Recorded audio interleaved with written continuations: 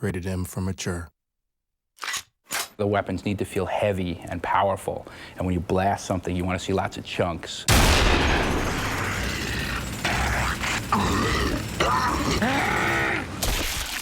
The way that the player interacts in Gears of War is by shooting the world. That's essentially his virtual hand. And what he does is he essentially reaches out and touches the environment. He's touching his enemies to eventually defeat them by unloading bullets into them. The gun is the only thing keeping you alive in the game, and so you're constantly sort of looking for the next good weapon, the next weapon you can find, the next piece of ammo, and it's sort of that search. It sort of gives you that bond of that this is what I need to survive. The weapons in Gears generally tend to shy away from some of the kind of laser beamy weapons you see in a lot of sci-fi environments. It was really more about something that looks like a gun, feels like a gun. It's really why we sort of went with sort of this kind of Vietnam-esque type of weaponry, that everything is a ballistics weapon, everything feels real. There's not energy weapons, not laser weapons. So your arsenal has expanded in Gears 2, and we have these heavy weapons. The first one's called the Mulcher. It's a heavy Gatling gun.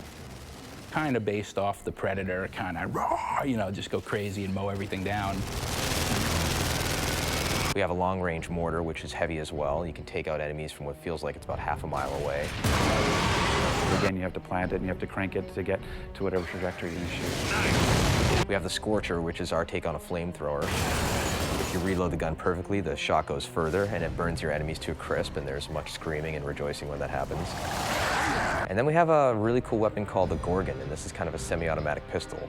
And this works well because you can take your enemy hostage and then grab this pistol and essentially take them out in a very quick and dirty fashion. We've added a new grenade, which is the poison gas grenade, what we call the ink grenade.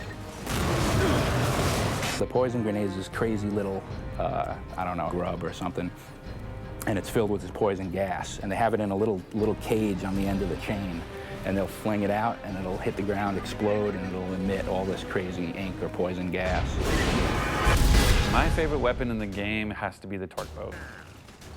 I just love the whole, like, the fact that it sticks and they have a moment of pause to know that they're about to die, and then they pop, I just love. And what's great in Gears 2 is we've actually added dialogue for that pause, that we actually have the event of, and something explosive is stuck into you, and you get, you know, so people have that half second to go, uh-oh, and then blow up. In adding more into the Gears franchise, we wanted to basically continue the idea of the executions that were in the first one. When you play multiplayer of Gears, it's not just about playing it, it's also about watching it. If you die in Gears, you're forced to watch for a little while. That's a very powerful thing when you know other people are looking at you. And if you knock your enemy down, he's trying to crawl away, and you have an option to do all sorts of cool, nasty, hideous things to him, you're going to do it, and you're going to get a good reaction from the crowd. Yeah, I kind of like the beatdown, like when you turn the guy over and you can punch him out. I think that's really cool visually. And I love the sniper skull crush. You know, he just takes that sniper rifle, swings it over his head, and you can just flatten dudes, which is great. And I still like the curb stomp. I mean, but now we turn the guy over and you can crush his head from the front.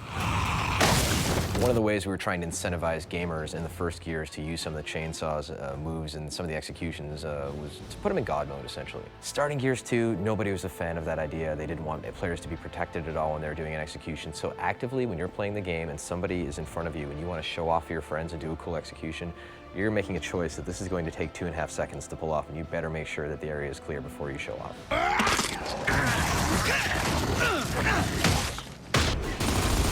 In Gears 1, when two players would come at each other with chainsaws, it was pretty much a random outcome as far as who would win.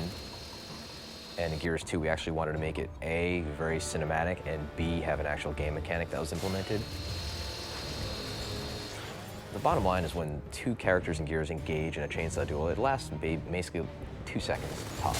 Sparks are flying, you know, they grunt, and then it's over. Or like, you know, all we basically have time for is just a quick button mash. So let's see, you know, how many times a person could hit B, and then whoever wins, wins. One word, blood. It's a bigger game. It's just bigger scope, larger creatures, more epic scale, etc. And we want to make sure that the player still feels like what he's doing in this universe matters. Nothing says I'm doing damage more than just seeing a blood effect come off of them. And so we've been doing that. Even our bigger creatures, we actually added gore skeletons so that when you can shoot them, you can actually have things fall off of them. I mean, you can just blow guys up to smithereens now. You will see entire chunks coming out of them.